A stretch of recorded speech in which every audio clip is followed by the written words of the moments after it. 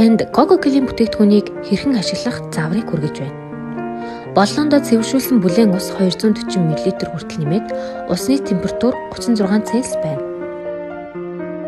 Хамар цэвэрлэгч давсаа боллоон руугаа хийж тагийг нь таглаад хушууны нүхийг гараараа даран 10 орчим удаа сэгсэрнэ.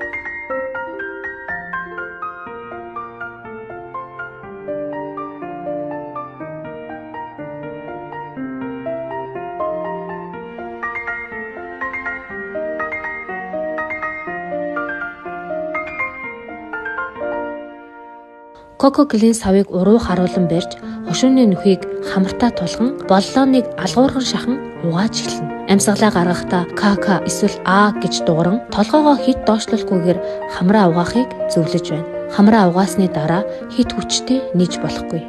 Хамрын хоёр нүхийг ээлжлэн сайтар угаана. Хэрэглэсний дараа Coca-Cola-ийн савны таглааг салгаж сайтар цэвэрлэн хатана.